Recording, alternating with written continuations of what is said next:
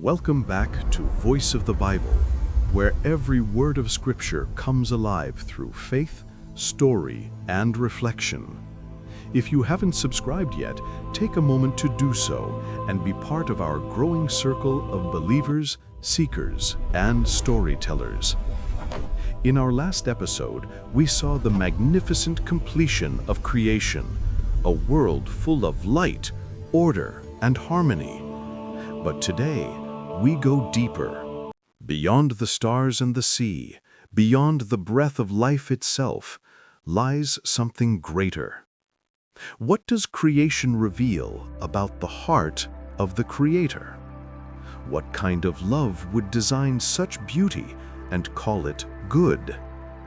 Join us as we uncover the heart of the Creator, a story not just about power, but about purpose, compassion, and divine love.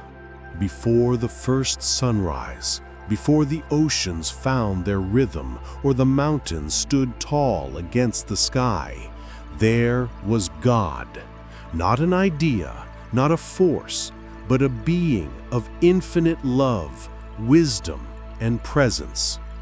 When we look at creation, we are not just seeing nature. We are witnessing God's imagination expressed through reality. The heavens and the earth are not random accidents. They are deliberate brushstrokes on the canvas of eternity. Think for a moment about this. When God said, "Let there be light," He wasn't just creating physical brightness.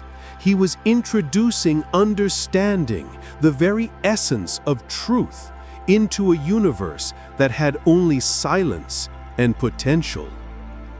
That light still shines today, not only through the sun, but through every act of love, every moment of clarity, every time we choose goodness over darkness. Each day of creation tells us something about the Creator Himself. When God separated light from darkness, He showed that order was His language.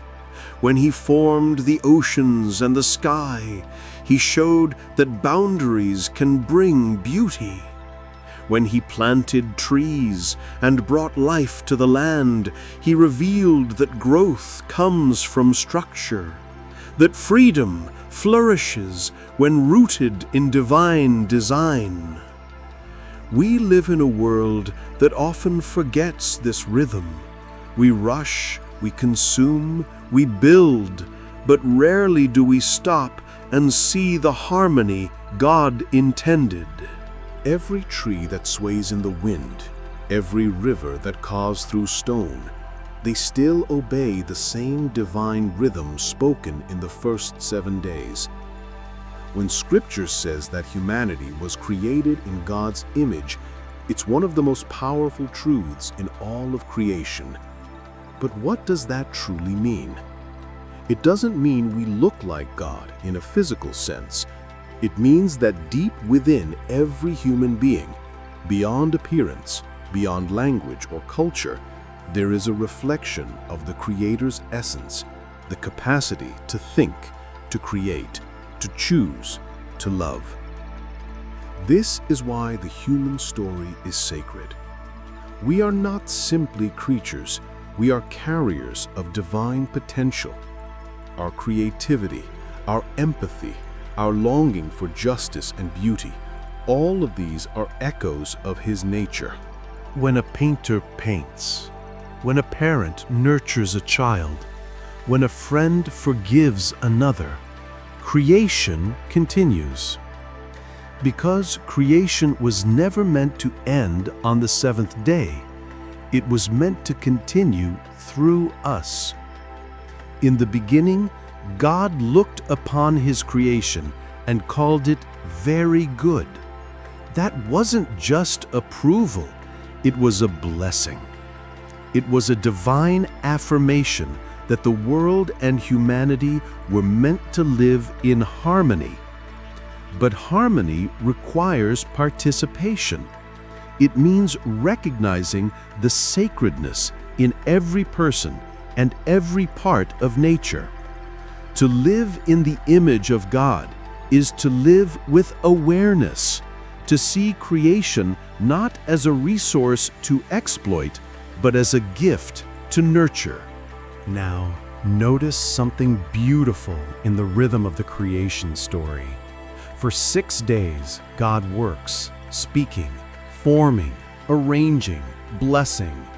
And on the 7th day, He rests. Why would an all-powerful God need rest?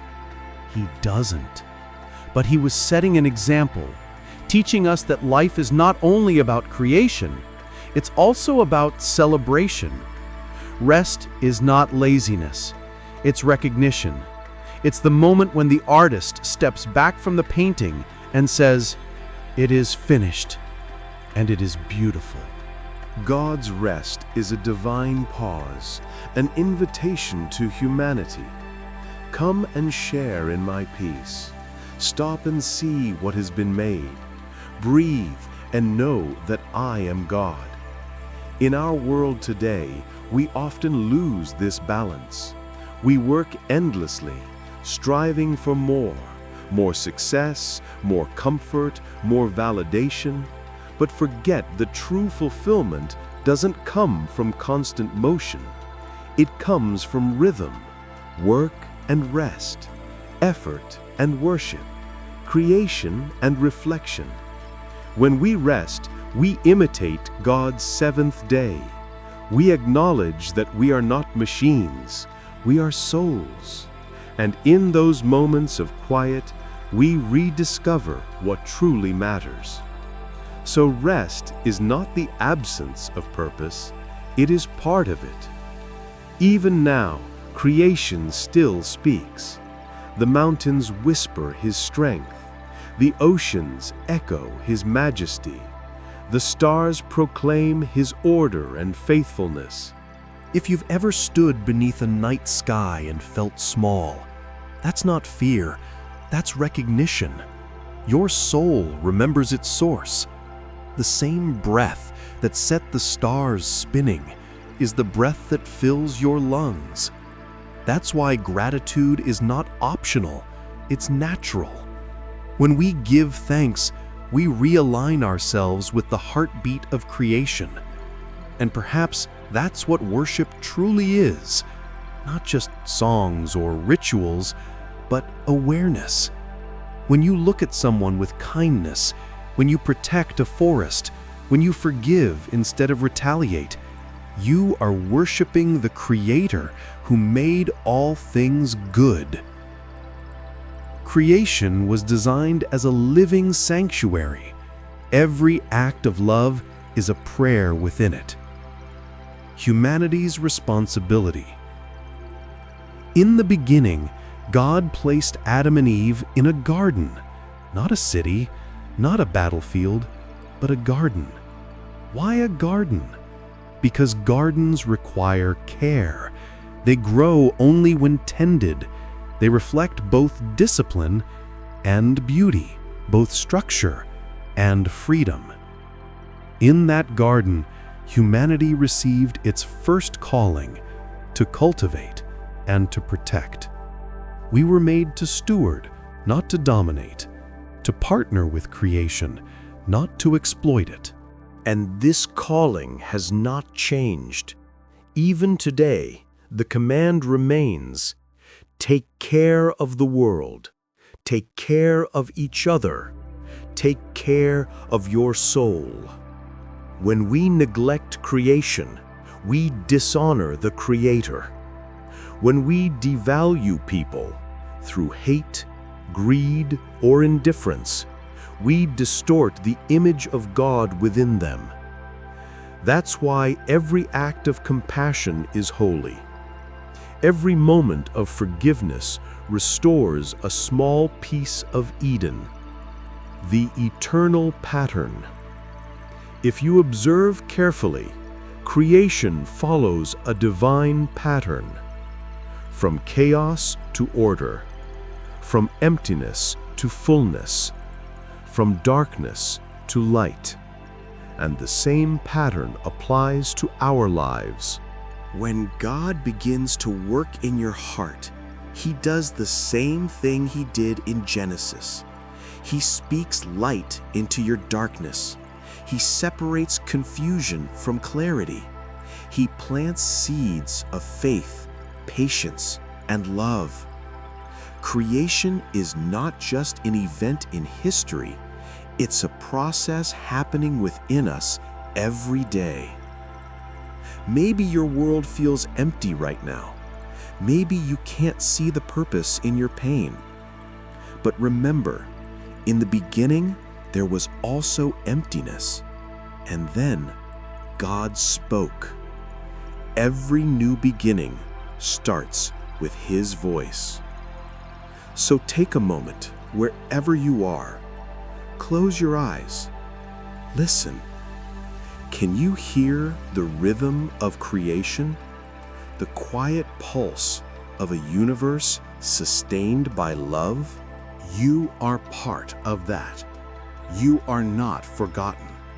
The same God who set the galaxies in motion knows your name, your fears, your hopes, your heart. That's why creation matters, because it's the first chapter of a story that's still being written through your life, through your choices, through your faith. In every leaf, every breath, every heartbeat, there echoes the love of the Creator. His heart beats within creation, reminding us that we were formed not by accident, but by intention, crafted in the image of love itself. If this reflection touched your soul today, share it with someone who needs to hear His voice. Like, comment, and subscribe to Voice of the Bible so you don't miss our next episode, where we begin the story of humanity and the moment when God's breath met human dust. Until then, walk in His light and let your heart listen to the voice of the Bible.